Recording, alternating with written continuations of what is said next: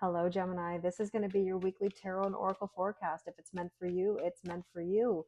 We're going to take a look at the energies for the upcoming week, break it down, and let you know how to navigate. I should also mention that this video is for all Gemini sun, moon, rising, and Venus signs. If you'd like to check out your other astrological placements, please check out my other videos.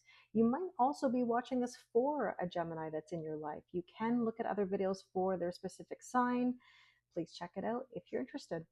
So this card couldn't wait to come out, and it says the Ice Queen, which is ideas preserved, non-action, or entitlement.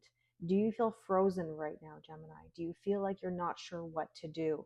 I have seen some energies pop up that are saying people are sort of in the middle, hangman energy, a little bit numb about what to do, because right now things are feeling quite intense and overwhelming because we have Venus going retrograde this week. We have a full moon coming up the week after, which is in Virgo. That's a lunar eclipse. It's called the blood moon.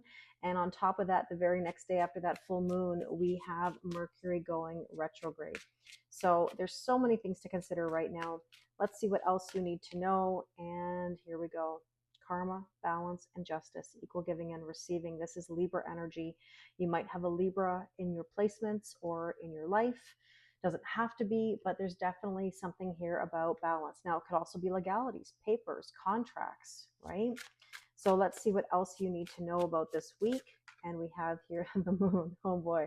Okay, that was a nervous giggle because I told you we have this full moon coming up. We're not there yet, but there's something about that eclipse energy where we do have to be mindful, because that card says pay attention to your intuition at this time and move ahead confidently. So even though we're going into a bit of a shocking time, you've got to stay true to yourself.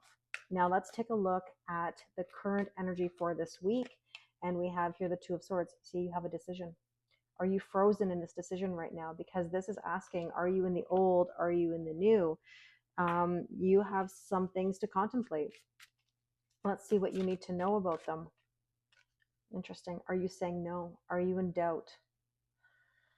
I don't think you're saying no. I just think that you're thinking of every angle and you're just not sure which direction is best for you. But there could be something at you subconsciously that's kind of saying, oh, shouldn't I? I don't know if I should do this. I'm afraid of what's next, so to speak. Now, the potential or challenge is the Ace of Cups, which is all about filling your own cup. It's a new emotional beginning, and that might scare you, actually. Maybe that's why there's this element of no or not being sure, right? You've got to ask yourself, are you being truly open? Now, I've got a kitty cat that you haven't seen her yet. She's about to be here any second.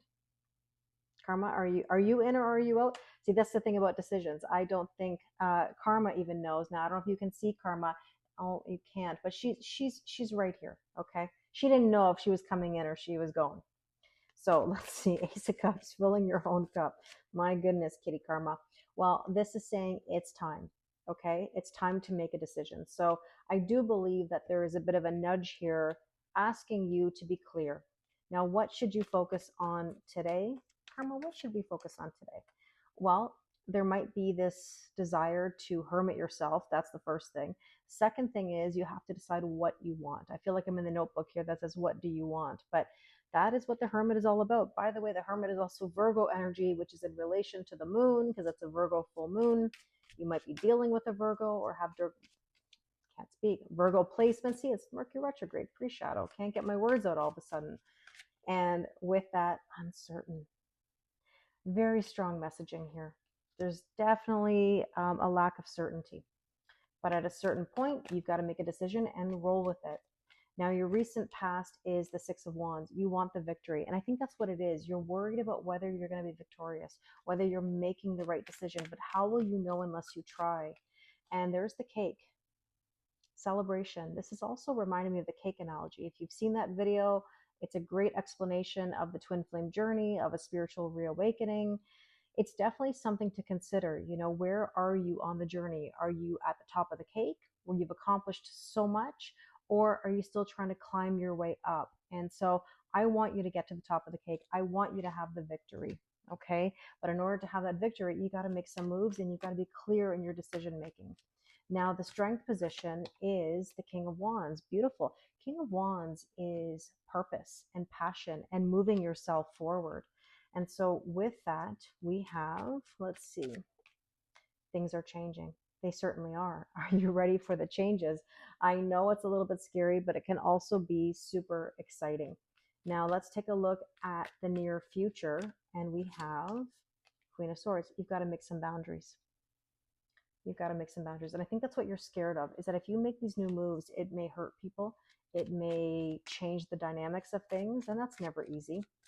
But here's the well. You are resourceful. You have the ability to make something out of this. And also, on top of that, if somebody's upset with you for making a boundary, you needed one in the first place. So let's take a look at, I think we're at the suggested approach. It's very hard for me to tell because of the way karma is laying here. I think we're at suggested approach.